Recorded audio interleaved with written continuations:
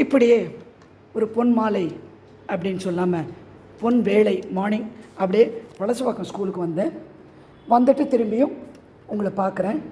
உங்களுடைய வாழ்வு இந்த பிரபஞ்சத்தின் அன்பால் அருளால் மிக்க சந்தோஷமான நிறைய பணமும் காசும் சந்தோஷமும் வேணுங்கிற எல்லா விஷயமும் நீங்கள் அடைய என்னுடைய பிரார்த்தனை. யா with PKK in life design with PKK.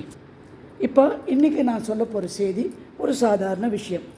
நம்ம நினச்சிக்கிட்டே இருப்போம், இந்த வாழ்க்கை என்னடா இப்படி போச்சு அப்படின்னு.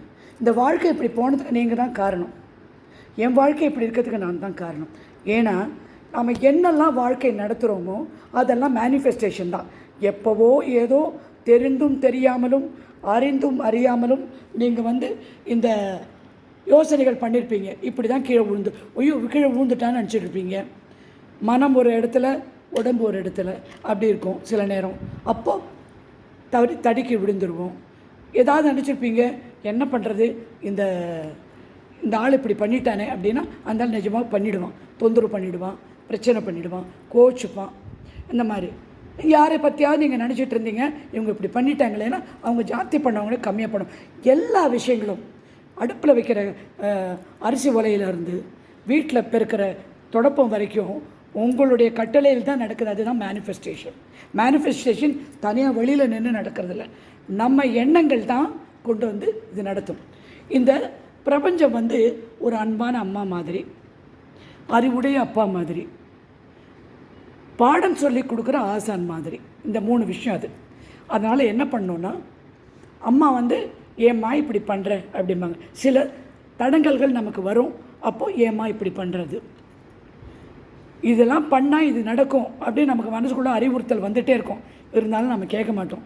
ஏன்னா மூளையை விட மனசுக்கு ஜாஸ்தி இடம் கொடுக்குறவங்க, உணர்வுகளுக்கு ஜாஸ்தி இடம், அதே தப்பையே பண்ணி அப்படியே போய் நம்ம மாட்டிப்போம். அதுதான் அப்பா.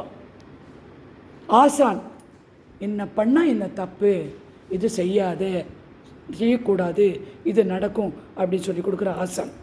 அதனால தான் நிறைய பேர் மேனிஃபெஸ்டேஷன் பண்ணிகிட்டே இருக்கும்போது குறுக்க எண்ணங்கள் மாறி மாறி வரும்.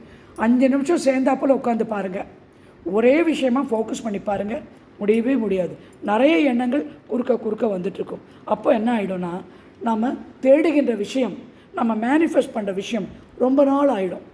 இன்றைக்கி நடக்க வேண்டியது நாளைக்கு நடக்காது, நாளைக்கு நடக்காது. நான் கிட்டத்தட்ட ஒரு மேனிஃபெஸ்டேஷன் 10 மாதமாக பண்ணிகிட்ருக்கேன். அது இப்போ தான் மெதுவாக அந்த ஒரு நடுவில் 2 தடங்கள் கூட வந்தது. அடடே இப்படி ஆகிப்போச்சே, நான் ரொம்ப எதிர்பார்த்த இந்த விஷயமாச்சே அப்படின்னு நினச்சேன்.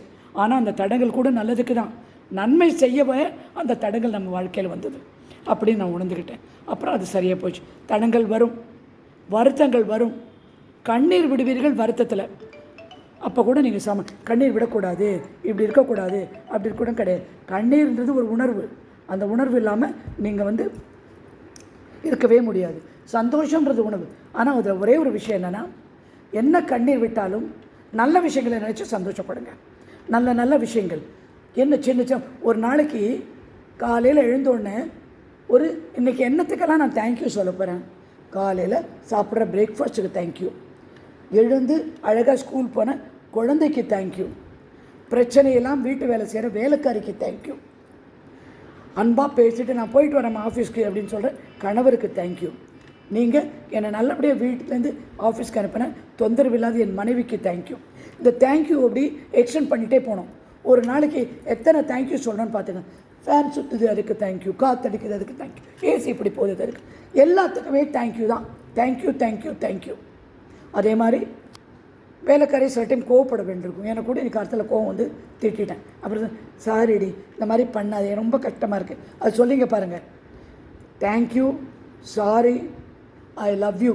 இது 3 ஒரு முக்கியமான இன்க்ரீடியன்ட்ஸ் இன் லைஃப். முக்கியமான பண்டம், முக்கியமான சுவாசம், முக்கியமான காரியம், முக்கியமான எண்ணம் நம் வாழ்க்கையில். என்ன சொல்லணும்? நன்றி. எல்லாத்துக்கும் நன்றி சொல்லுங்கள். மூச்சு விடுறதுக்கே நன்றி. அழகாக இந்த மூஞ்சியை கொடுத்ததுக்கு நன்றி, நல்ல உடுப்பை கொடுத்ததுக்கு நன்றி, சாப்பிட்ட சாப்பாட்டுக்கு நன்றி, ருசியாக இருக்கிற மாம்பழத்துக்கு நன்றி, பக்கத்து வீட்டு மாமி எங்கிட்ட நல்லபடியாக பேசுனதுக்கு நன்றி. எல்லாத்துக்குமே நன்றி சொல்லுங்களேன்.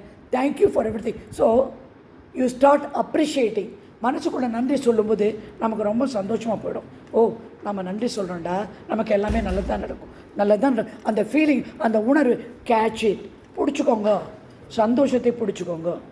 எல்லோரும் எப்போ நேரமும் சந்தோஷமாக இருக்க முடியாது. இந்த மாதிரி சின்ன சின்ன சந்தோஷங்கள் மனசுக்குள்ளே போட்டுக்கோங்க. அதை அப்படியே பழகிட்டு வாங்க. சாரி, நன்றி, thank you, I love you, I love you, I love you சொல்லணும். எந்த விஷயத்தையும் ஐ லவ் யூ சொல்கிற தப்பே கிடையாது. ஐ லவ் யூங்கிற தப்பான வார்த்தையே கிடையாதுங்க. அது உண்மையான ஜெனுவினான ஃபீலிங். ஓகே, எல்லாத்துக்குமே ஒரு நன்றி சொல்லுங்கள். நீங்கள் நம்ப மாட்டீங்க, இந்த பூவுக்கு போய் thank you very much, I love you அப்படிமே. என் மல்லிப்பூ திரும்பி பூக்க ஆரம்பிச்சிருச்சு, என் ரோசா 40 பூ பூக்குது. எல்லாத்துக்கும் நன்றி. வேறு என்ன இருக்குது சொல்லுங்கள்? நம்ம இப்போ தான் போராடுறோம். காசுக்கு போராடுறோம், உறவுகளுக்கு போராடுறோம், வேலைக்கு போராடுறோம், அன்புக்கு போராடுறோம், எல்லாத்துக்குமே போராடுறோம். ஒரு சந்தோஷம்னா இந்த சின்ன சின்ன விஷயங்கள், சின்ன சின்ன விஷயங்களை சேர்த்து பிரபஞ்சத்துக்கு நன்றி சொல்லுங்கள். பிரபஞ்சம் யாருமே இல்லை, நீங்கள் தான் பிரபஞ்சம். அங்கே போய் இங்கே போய் தேடாதீங்க. உங்கள் மனசுக்குள்ளே ஒரு மூலையில் அப்படியே அது உட்காந்துட்டுருக்கு. உங்கள் இதயத்தின் பின்னால் ஒரு சின்ன புள்ளியாக, அந்த புள்ளி விரிவடைய உங்கள் கையில் தான் இருக்குது. Always say thank you, always say I love you.